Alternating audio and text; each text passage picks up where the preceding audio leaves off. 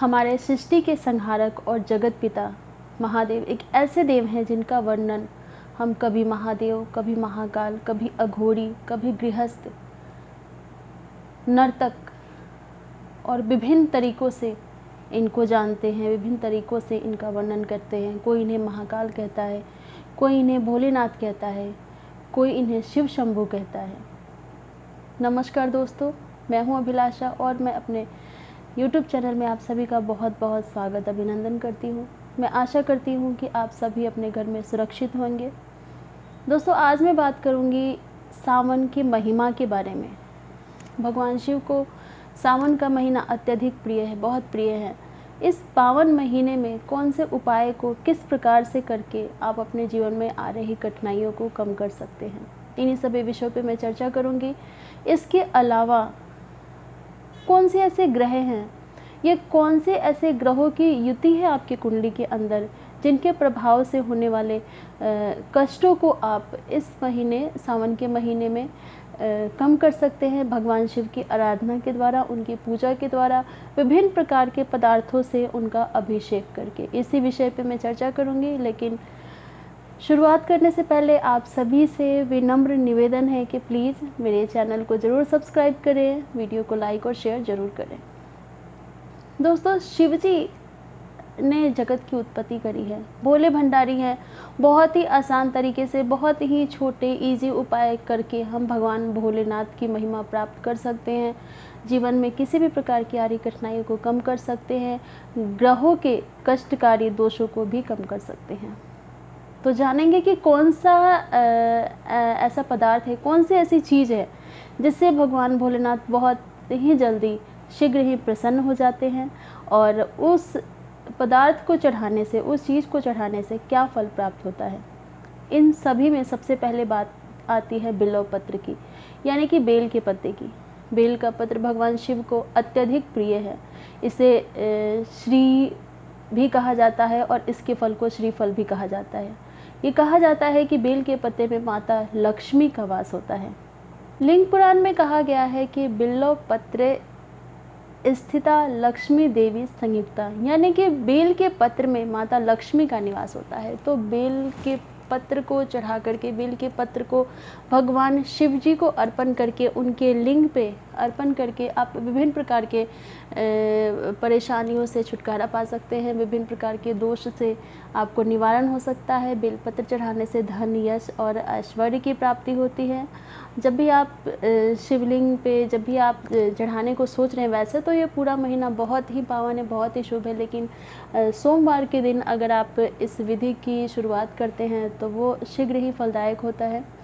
तो मैं यही कहूँगी कि जब भी आप बेलपत्र चढ़ाएं शिव जी के ऊपर, तो सबसे पहले उसको एक शुद्ध जल से धोएं।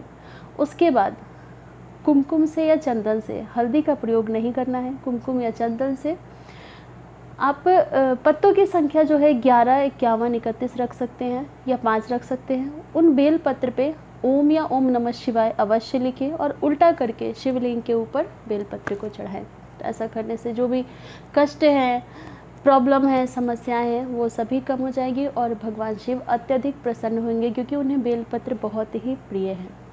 आगे बात करूँगी रुद्राक्ष के बारे में।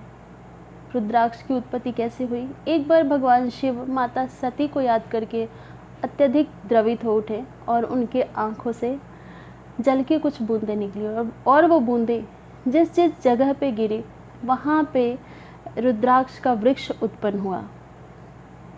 कहते हैं कि रुद्राक्ष में इतनी शक्ति होती है कि व्यक्ति के जीवन में जब भी कोई परेशानी होती है या किसी रोग की वजह से कोई अगर व्यक्ति ग्रसित होता है तो अति शीघ्र उसके रोग के बुरे प्रभाव को कम कर दिया जाता है रुद्राक्ष धारण करने के बाद।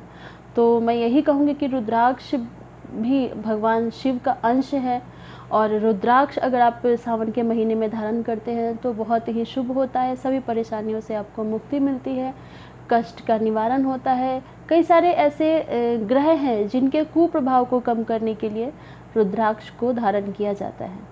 तो सावन के महीने में आप रुद्राक्ष अवश्य धारण करें। सबसे ज़रूरी चीज़ मैं बताऊंगी आपको कि सावन के इस पावन महीने में आप अपने घर पे पारद की शिवलिंग की स्थापना जरूर करें। पारद बनता है पारा से, पारा यानी कि मरकरी। पारा को एक विशेष प्रक्रिया के द्वारा ठोस बनाया जाता है और इसके बाद शिवलिंग का शेप दे दिया जाता है, शिवलिंग का आकार दे दिया जाता है। कहते हैं कि करोड़ों शिवलिंग की पूजा करने से जितना फल प्राप्त होता है उससे भी कई गुना फल पारद शिवलिंग की पूजा करने से प्राप्त होता है। शिव भक्त रावण ने भी पारद शिवलिंग की स्थापना करी थी और भगवान शिव को प्रसन्न किया था।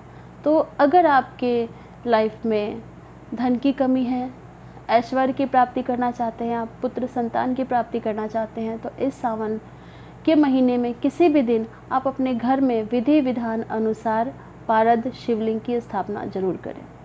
इसके अलावा दोस्तों, अगर आपकी कुंडली के अंदर किसी ग्रहों के प्रभाव से कोई कष्ट है तो उन कष्ट को भी इस पावन महीने में भगवान शिव की पूजा अर्चना के बाद कम किया जा सकता है। कुछ ऐसे मैं पदार्थ बताऊंगी, कुछ ऐसी चीज़ें बताऊंगी जिनसे जलाभिषेक करके, जिनसे अभिषेक करके आप अपने जो आपकी कुंडली के अंदर बुरे ग्रह हैं उनके प्रभाव को कम कर सकते हैं। अगर आपकी कुंडली के अंदर सूर्य की स्थिति अच्छी नहीं है, सूर्य के प्रभाव को आप कम करना चाहते हैं, तो जल से भगवान शिव का अभिषेक करें। चंद्रमा अगर दूषित है, पीड़ित है, तो चंद्रमा के प्रभाव को कम करने के लिए, चंद्रमा के बुरे प्रभाव को कम करने के लिए कच्चे दूध में तिल डाल करके भगवान शिव का अभिषेक करें। अगर मंगल सही नहीं है तो गिलोय के रस से भगवान शिव का अभिषेक करें। अगर बुध सही नहीं है तो आप विधरा के रस से भगवान शिव का अभिषेक करें। अगर जुपिटर कहीं खराब है, अगर आपकी कुंडली के अंदर अच्छा फल नहीं दे रहा है, तो कच्चे दूध में हल्दी और शहद डाल करके भगवान शिव की उपासना करें। शुक्र को सही करने के लिए, शुक्र के बुरे प्रभाव को कम करने के लिए पंचामृत से शिव का अभिषेक करें। और शनि के कुप्रभाव को कम करने के लिए गन्ने के रस से, और राहु केतु के लिए भांग से, इन पदार्थों से आप भगवान शिव का अभिषेक कर सकते हैं। विभिन्न तरीके से भगवान शिव को प्रसन्न कर सकते हैं। इसके अलावा अगर किसी की कुंडली में अरिष्ट बाल योग है, यानी कि ऐसा योग जिससे आयु की कमी होती है जातक की, तो उसके लिए विशेष प्रकार से आप बिल्कुल भी ना भूलें और इस सावन में किसी भी प्रकार से जो भी मैंने विधि बताई है, रुद्राक्ष को धारण कीजिए, पारद शिवलिंग की स्थापना कीजिए, या विभिन्न प्रकार से अभिषेक करके भगवान शिव की कृपा अवश्य प्राप्त करें। अपने प्रभु से कामना करें कि आपकी उचित इच्छाओं को पूर्ण करें। तो मैं बात कर रही थी कुंडली में अगर बाल अरिष्ट योग है, यानी कि कुंडली में देखिए अष्टम भाव जो होता है वो आयु का भाव होता है। यहाँ से हम व्यक्ति के जातक के आयु को देखते हैं, आयु निर्धारित करते हैं। तो अगर यहाँ पे कोई पाप ग्रह है, क्रूर ग्रह है, ठीक है, तो इस ग्रहों को शांत करने के लिए, इस योग को सही करने के लिए आप भगवान शिव की आराधना कर सकते हैं। इसके अलावा अष्टम से अष्टम यानी कि थर्ड हाउस, तृतीय भाव भी होता है, यहाँ से भी हम आयु का विचार करते हैं। तो अगर तीसरा भाव कुंडली के अंदर और आठवां भाव, अगर इन दोनों ही भाव में कोई पाप ग्रह विराजमान है तो उस ग्रहों से संबंधित आप उपाय कर सकते हैं। जैसे कि अगर शनि है तो आप गन्ने के रस से भगवान शिव का अभिषेक करें।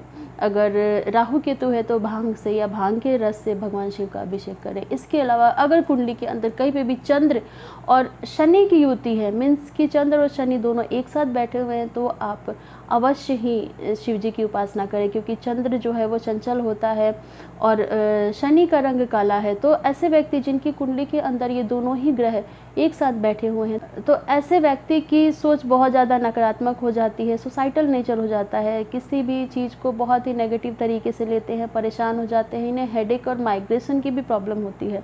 तो अगर ये सारी समस्याएं हैं आपके साथ, तो आप इन उपायों के द्वारा इन पदार्थों से जलाभिषेक करके भगवान शिव को प्रसन्न कर सकते हैं। तो दोस्तों, ये था मेरा वीडियो। मैं आशा करती हूँ कि मैंने जो भी जानकारी दी है वो आप लोगों के लिए, आप लोगों को समझ में आए, आप लोगों को जो मैंने उपाय बताए हैं वो आप लोगों के लिए फलित हो। इसके साथ ही इस एपिसोड में इतना ही। आप लोगों से फिर से निवेदन है कि प्लीज़ मेरे चैनल को ज़रूर सब्सक्राइब कीजिए। ओम नमः शिवाय।